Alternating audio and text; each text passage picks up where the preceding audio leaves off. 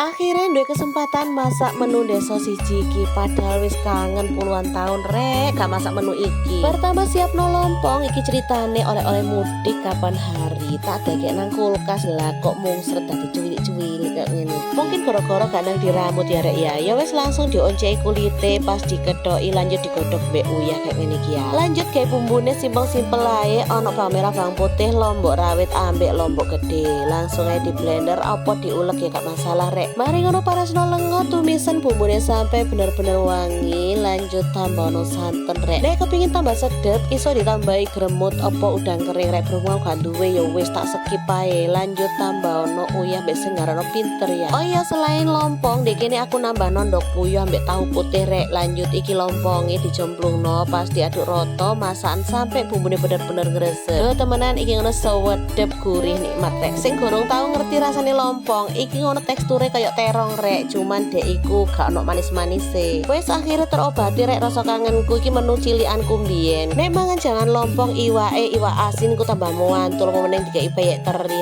Temenan lekor rek, aja lali dijajal ya.